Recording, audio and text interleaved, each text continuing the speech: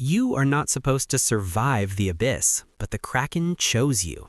One second you're fishing peacefully, and the next you're dragged into the deep ocean and thrown into one of the most complex Roblox experiences ever made.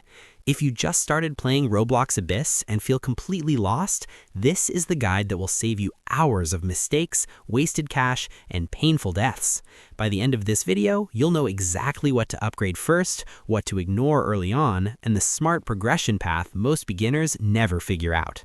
Abyss is not just a fishing game. It's diving, exploration, combat, inventory management, quest progression, oxygen survival, and gear optimization all stacked together. And if you treat it like a simple fishing simulator, you're going to drown fast. When you first spawn, you're inside a giant protective bubble at the bottom of the ocean. This is your hub. You don't lose oxygen here. The second you step outside that bubble, oxygen starts draining. That one mechanic controls the entire progression system. Most players completely miss this. Oxygen is not just a survival bar, it's your exploration limit, your money-making timer, and your risk meter all in one.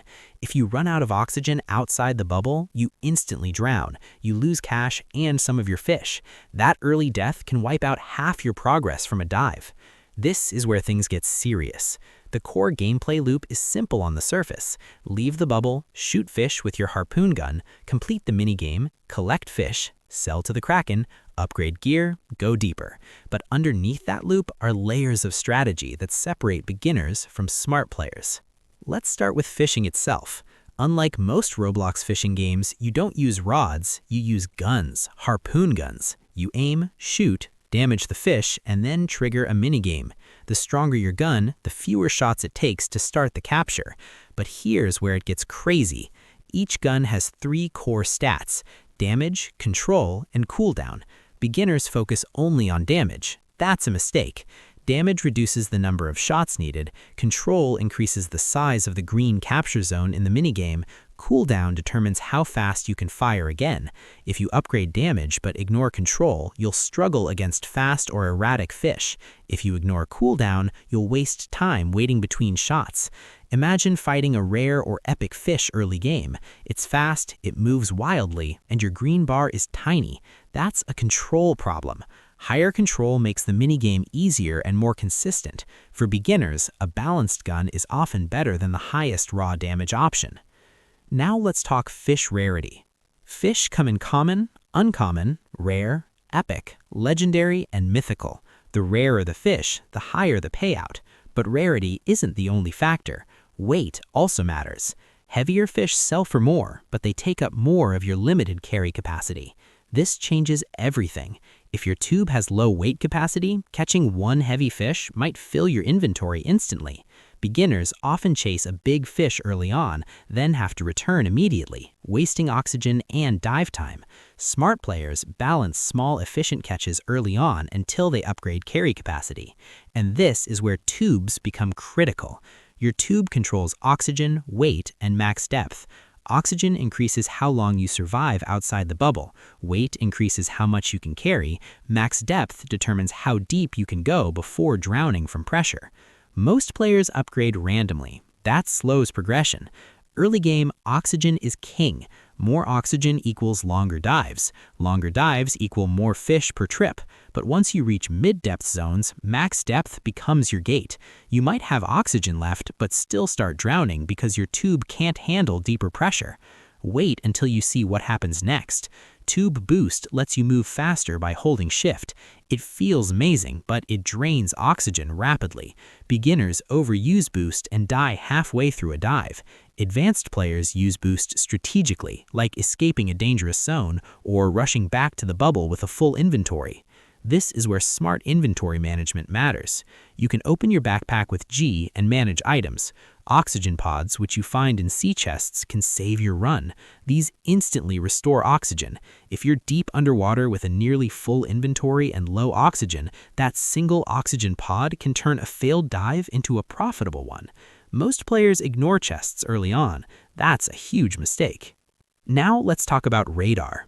Radar costs only $450 from Richard, the bestiary NPC. It's one of the best early investments in the game. When activated, it shows fish stats, rarity, mutations, and even health.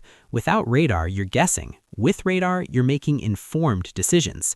This is where things get powerful. Imagine swimming through a school of fish. Without radar, you shoot randomly. With radar, you instantly spot the rare mutation, the heavier fish, or the quest-specific target. That saves oxygen and maximizes profit per dive. Speaking of mutations, fish can have special mutations that increase value or are required for quests. Some quest lines require specific mutated fish. If you ignore mutations early, you'll struggle later when quest progression slows down. And the final strategy completely surprised me. Artifacts are the hidden progression engine most beginners underestimate. Artifacts are equipable items that give stat boosts. You can equip up to 3. They can increase oxygen, damage, movement speed, XP gain, and more. That means you can build different playstyles. Want longer dives? Stack oxygen artifacts. Want faster fish kills? Stack damage in cooldown. Want faster leveling? Stack XP boosts. To get artifacts, you need geodes. Geodes drop from fish. When you see a chest icon during the capture minigame, that fish has a geode attached. You must align the green bar with the chest icon to collect it. Most players panic during this moment and miss it. Once you collect a geode, bring it to Varelia in the hub. She cracks it open into an artifact. Higher rarity geodes take longer to open, but you don't have to wait. You can keep playing while it processes. This is long-term progression. Smart players always chase geodes whenever possible. Now let's go beyond the hub. There are hidden NPCs throughout the ocean. These quest lines are not optional if you want strong gear. The duck collector hides behind a secret door and requires you to knock repeatedly. He sends you hunting rubber ducks scattered across the ocean. The diver sits on a sunken submarine and pushes you to deliver heavy items. That forces you to upgrade weight capacity. It's intentional design. The game teaches you through quests. But here's where it gets crazy. The lost captain roams a shipwreck at the bottom of the ocean. His questline is difficult. Completing it unlocks access to the Lightkeeper NPC, who sells some of the best guns and tubes in the entire game. That means endgame power is locked behind exploration and quest completion. Morveth hides in a cave behind a waterfall. His quest unlocks the Morveth's treasure gun, but to complete it, you must power statues using red crystals in the environment. That forces you to explore thoroughly instead of grinding one zone. Most beginners stay near the hub too long. This is where things get serious. If you only farm near the bubble, you slow your growth. The real rewards are deeper. Yes, the risk increases. Yes, oxygen becomes tighter, but that risk equals higher rarity fish, better loot, and stronger progression. Here's the smart beginner progression path. Buy radar early. Upgrade your tube for oxygen first. Balance your gun stats instead of maxing damage blindly. Open every chest. Start quest lines immediately even if you can't finish them yet. Chase geodes whenever you see them. Use tube boost carefully.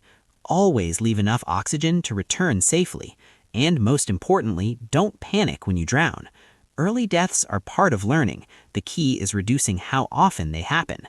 Abyss rewards planning. It punishes randomness. Every dive should have a purpose. Are you farming money? Hunting mutations? Completing a quest? Searching for geodes? Decide before leaving the bubble. Because once you're deep underwater and oxygen starts flashing red, it's too late to rethink your plan. Master oxygen. Understand guns. Upgrade tubes intelligently. Use artifacts strategically. Start quest lines early. Explore deeper when ready. Do that, and you won't just survive the abyss. You'll dominate it. Comment if you knew this. Like if you want more videos like this. Subscribe for more Roblox fun.